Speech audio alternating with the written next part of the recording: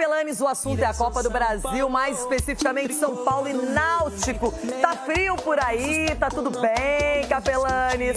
São Paulo hoje pode modificar a equipe ou será que vai com os titulares, vai de equipe completa? Olha a felicidade, olha lá ele, gente.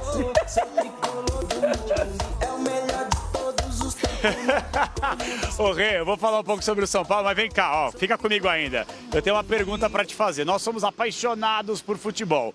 Eu não sei você, mas eu vou assistir esse jogo entre São Paulo e Náutico também porque tem um pedaço de homem no gol do Náutico. Um tal de Muriel, que passou pelo seu Internacional e é irmão de um dos melhores e maiores goleiros que já vestiram a camisa da seleção brasileira, o Alisson. Então também tem essa pitada aí, ó, esse ingrediente, tá? Pra quem é apaixonado por futebol, Muriel é o goleiro titular da equipe do Náutico, que joga a Série C do Campeonato Brasileiro, inclusive. Deixa eu falar agora sobre dentro de campo, que você me perguntou, né, Rê? Em relação ao São Paulo, você vai poupar jogadores. Sim, a tendência é essa. Até porque o São Paulo tá vindo num ritmo acelerado, um atrás do outro, o Zubeldia deve poupar. Atenção, Ferreirinha, pois é, Ferreirinha. Aí, o pessoal fazendo conta pra você fazer logo 10 gols, mas a tendência é que não jogue, assim como o Alisson. O Marcos Antônio, que tá suspenso pro próximo jogo do Campeonato Brasileiro, esse sim será titular, né? Vai pegar um desgaste aí, mas pelo menos vai folgar no final de semana.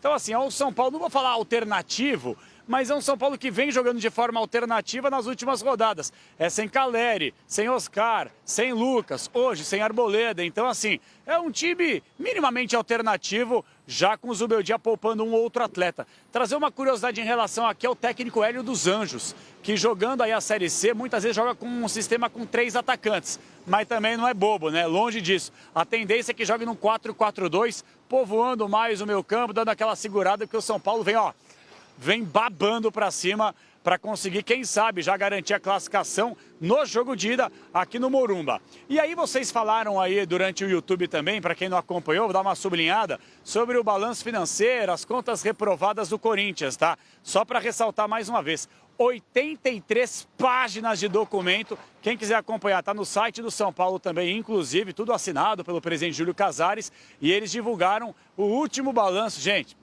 tá feia a coisa, cara. A situação é muito preocupante. Então, muita atenção aqui que eu aproveitei para separar alguns pontos para que a gente possa debater com quem está nos acompanhando aí, ó. Balanço financeiro divulgado pelo São Paulo, tá? Não é fake news, tá no site do Tricolor, tá? Perdeu um processo para a prefeitura recentemente de 45 milhas, grana pra caramba. O clube arcou com a multa da antiga patrocinadora de 35 milhões para poder fazer a mudança e tomou um processo da Receita Federal de 20 milhões. Também houve um crescimento significativo no endividamento oneroso com bancos e outros credores. Gente, estamos falando aí da dívida do Tricolor, que está chegando quase na casa de 1 bilhão. Mais de 935 milhões de reais só de dívida. E ainda tem uma questão que muitos conselheiros, inclusive eu conversava com agora há pouco, a galera estava falando o seguinte, a gente também quer entender quantos empréstimos bancários foram feitos dessa atual gestão do Casares. Porque você sabe, né, Rê? Como falou muito bem o Ulisses, com os juros abusivos do país, é uma bola de neve, uma coisa atrás da outra, hein, Rê? Realmente essa lei econômica no Brasil, ela não favorece muito quem precisa de crédito, porque vai se avolumando e você vai tendo problemas ainda mais com montantes que são enormes, como no futebol. Marco Aurélio Cunha, é constrangedor, não é? Você ter quase 1 bilhão de dívidas. Ah, mas outros têm, mas não interessa, é o São Paulo. O São Paulo foi construído por abnegados, pessoas que fizeram Morumbi, que deixaram um CT de Cotia, um CT da Barra Funda que foi pioneiro, e de repente se afunda em dívidas, e a culpa é de quem? É da dívida. A culpa não é de quem constrói a dívida, a culpa é da dívida, a culpa é dos juros altos, a culpa é de um conselho que aprova as contas todo ano sem um grande debate, num grande condomínio. Está na hora de alguém abrir os olhos para ver para onde nós vamos, porque se for para construir uma SAF por conta de uma dívida, é o fim da picada. O São Paulo não é clube para isso.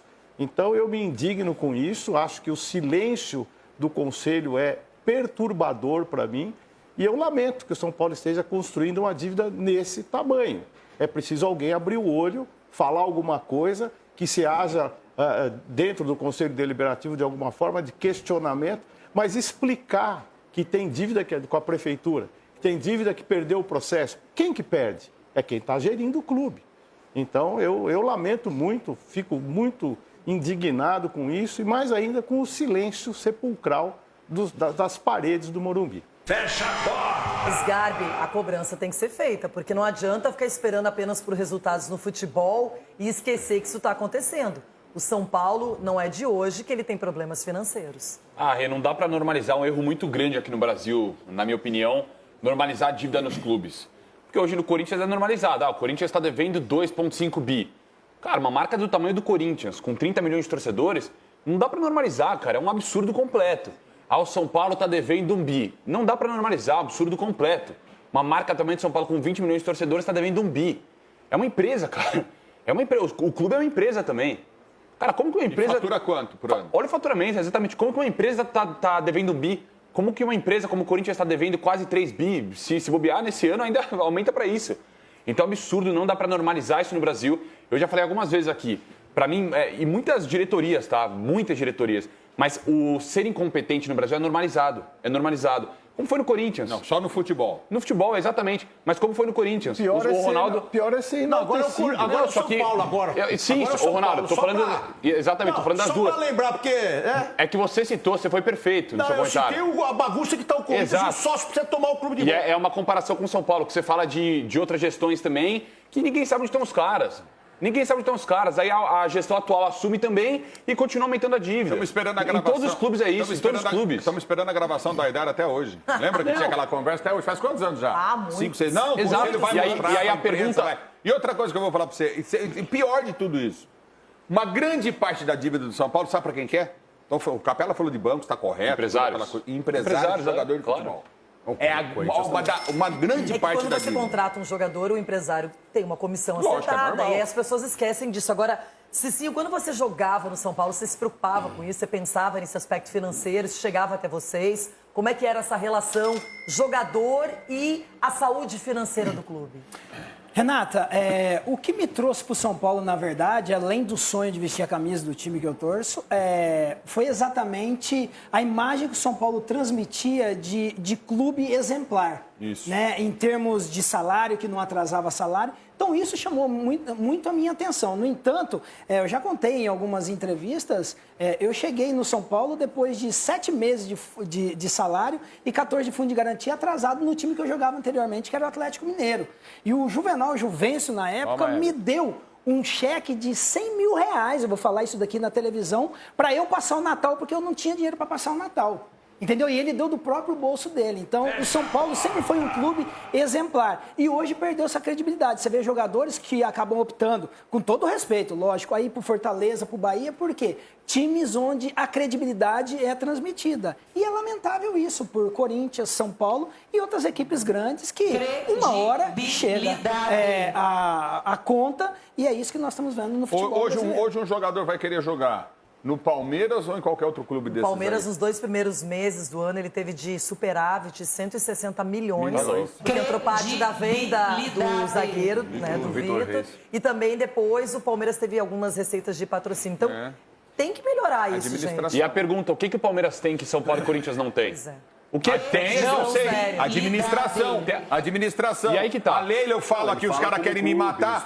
Desde o Paulo Nobre a chegada, não é mesmo? Do Gagliotti depois, a Leila depois. O Palmeiras vem numa sequência de grandes administradores que construíram uma história que é mantida por uma mulher que é impressionante, que é a melhor dirigente do futebol brasileiro, que é a Leila. Só para deixar bem claro, tá? O dinheiro que eu recebi, quem me deu foi o Juvencio do bolso dele, não foi nada do São Paulo. Olha então, Mas ele era o responsável pelo exatamente, São Paulo. mas ele deu do bolso dele. Hoje é o quê? É do São Paulo.